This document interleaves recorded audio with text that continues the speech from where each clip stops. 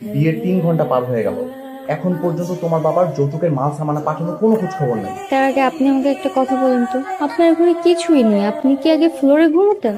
ওগুলো তোমাকে নিয়ে আসার আগে আমি সরিয়ে ফেলেছি। তো শ্বশুর তো এখনো জিনিসপত্র পাঠানো না, কতক্ষণ ধরে অপেক্ষা করছি। আমিও না কিছুই বুঝতে পারছি না। যা যা দেওয়ার কথা ছিল ওই সকল জিনিসপত্র যদি না পাই, তাহলে আমি এই বাসর ঘরের মধ্যে পাও রাখবো না, আর এই মুখও দেখাবো না। মাইন্ডেই নিতে পারতেছি না, করা দরকারটা কি? এইভাবে বাসর ঘরে বউ রেখে কেউ রাস্তায় এসে দাঁড়ায় থাকে? হ্যাঁ, চল বাসা চল। একবার চাপো, খালি বাসর ঘর করস কেন? বলছি না যৌতুকের জিনিস ছাড়া বাসর ঘরে আমি ঢুকবো না, তুই বাসা যা। তা তুই আমার এখানে ফোন দিয়ে রাখছিস কেন? কি কারণে রাখছিস? এগুলো শোনানোর জন্য?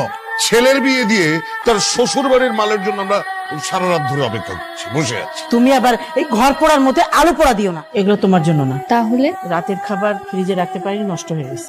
শুধু ভাত খাবো? তাহলে আর কি করবে? তোমার বাবাকে বলেছিলাম একটা ফ্রিজ দিতে, ফ্রিজ দিলে কালকে রাতের খাবারগুলো ফ্রিজে রাখা যেত। মানে আমি বুঝতে পারলাম না যে আমরা এইসব নাস্তা করবো আর বাড়ির নতুন বউ সে বাসি ভাত খাবে। জামাই বাবাজি, আমি তোমার জন্য একটা বাইকের ব্যবস্থা করেছি। উস্তাদ বলছিল বাইক নাকি তোমার খুব পছন্দের। হ্যাঁ, অনেক পছন্দের। বলেন বিআই সাহেব, বাকি জিনিসগুলো কখন দিবেন? জামাই বাবাজি, এই যে তুমি নিজে হাতে এটা উন্মোচন করবে, এই জন্য সুন্দর করে ঢেকে রেখেছি। আমার ভাই! হ্যাঁ, আম্মা আপনার ছেলের জন্য বাইক, বিয়ের যৌতুক। এটা কোনো বাইক হইলো? এটা নাকি কোনো অ্যাঙ্গেল থেকে বাইক মনে হয়? বাইক তো এসেছে, ওরা এত চেঁচামেচি করার কি আছে? তুমি চুপ থাকো, ভালো মানুষ কোথাকার। আচ্ছা, ওরা আমাদের সাথে এত বড় একটা অন্যায় করলো আর আমরা চুপ করে বসে থাকবো?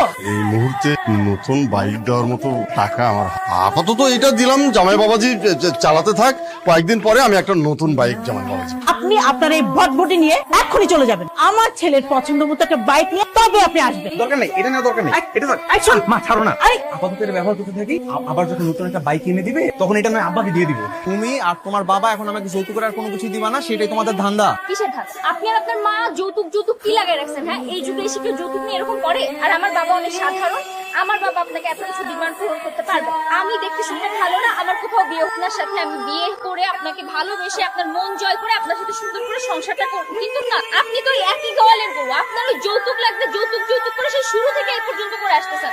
আমি আর কতদিন এইভাবে মিথ্যা বলবো আপনাদের? আমি বাবাকে বলছিলাম তুমি রাজি হয়ে যাও, বিয়ের পর আমি ওদের সব মানাইনি। তার মানে এতদিন এই সবকিছু তোমাদের দুজনের নাটক ছিল? সে কথা বলে বিয়ে করা না, তো সব শয়তানি আমি আজকে ছুটা, কিন্তু সব শয়তানি আমি আগুনে পড়লাম। কি করবো আম্মা? এই আম্মা, তুমি কি পাগল হয়ে গেছো? ও আমার বিয়ে করা বউ, যৌতুক দেয় নাই মানলাম, কিন্তু তার জন্য কি আমাকে আগুনে পুড়িয়ে মারবো? ছাড় তুই, ছাড়। তুমি ছাড়ো আম্মা। তুই আপনার বাপের জন্য এই আপদ এসে উঠেছে, সবকিছু আমি আজকে শেষ করবো। আম্মা কথা বুঝো, এই পাগলামি করলে বাড়িতে পুলিশ আসবে। আসুক পুলিশ, পুলিশ আসলে বলবো গ্যাস ব্লাস্ট হয়ে মারা গেছে। তোমার কি মনে হয় পুলিশ এগুলো বিশ্বাস করবে? আরে আবার এইসব করতেছে। আব্বা! সব শেষ করে দিব। ছাড়ো। আম্মা এইসবকে আগুনে পুড়িয়ে মারতে যায়। কি বলছিস তুই? আরে এটা কোন ধরনের কাজ? এটা ঠিকই করছি আমি। মারতে দেন বাবা। যৌতুক দেয়নি বলে তুমি তাকে খুন করবে? ছি! আমি কালো, এটা কি আমার দোষ? তোমার টাকা নেই বলে ওরা আমার সাথে এরকম ব্যবহার করবে। তুই সবকিছু ভুলে যা, আমি আবার তোকে বিয়ে দেখে শুনে একটা ভালো ঘরে তোকে বিয়ে। আমি আর বিয়ে করতে চাই না। আমি লেখাপড়া শেষ করে চাকরি বাকরি করবো, এরপর সারা জীবন একা থাকবো। বন্ধু দেখ, ও এতদিন আমার লোভ আর খারাপ ব্যবহারটাই দেখেছে। আমার বিশ্বাস, আমার ভালোবাসা দিয়ে আমি ওকে ফিরিয়ে আনতে পারবো। ভালোবাসা সবার জীবনে থাকে না বাবা, ভালোবাসা পেতে হলে সেরকম ভাগ্যও থাকা লাগে। তোমার মেয়ের ভাগ্য এত ভালো না, এই জন্য আল্লাহ কালো বানাই পৃথিবীতে পাঠিয়েছে। আপনি আমি তোমাকে বাড়ি ফিরিয়ে নিয়ে যেতে এসেছি। কেন? আগুনি পরে মারবার জন্য? তুমি এসব কথা বলে আমাকে লজ্জা দিও না। দেখো, আমার তখন মাথা ঠিক ছিল না। এখন মাথা ঠিক হয়ে গেছে? হ্যাঁ। ঠিক আছে, তবে চলে যাও। আমি তোমাকে না নিয়ে যাব না। আমি আপনার সাথে যাব। প্লিজ প্লিজ প্লিজ, তুমি একটু আমার কথাটা শোনো। ইশরাত, একটু বোঝার চেষ্টা করো। আমি আমার আম্মার প্ররোচনায় পড়ে এই ধরনের কাজগুলো করেছি। আমি কখনো এরকম ছেলে ছিলাম না। আমার কোনো যৌতুক টুকু কিচ্ছু লাগবে না। তুমি আমার সাথে চলো প্লিজ। আমি তোমাকে আগলে রাখবো আর কখনো কোনো কষ্ট হতে দিব না। আপনাকে বিশ্বাস করব কিভাবে? ভালোবেসে। ভালোবাসা। ইশরাত, আমি তোমাকে ভালোবেসে আগলে রাখবো। একটু বিশ্বাস করো, আমি তোমার গায়ে আর একটা আঁচড়ও লাগতে দিব না। ঠিক আছে, উপরে চলুন, বাবার থেকে বিদায় নিয়ে তারপর যাব। হাসান, বলো আম্মা। কার হুকুমে তুই এই মেয়েকে নিয়ে আবার বাড়িতে এসেছিস? আমার হুকুমে আমি হাসানকে বলেছি। তুমি? হাসান, এক্ষুনি এই মেয়েকে যেখান থেকে এনেছিস সেখানে রেখে আয়।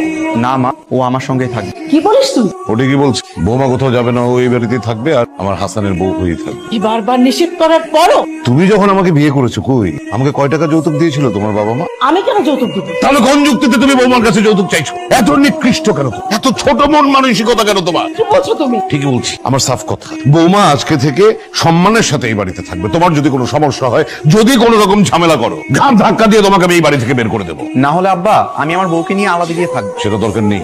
মানুষকে মানুষ ভাবতে শেখো।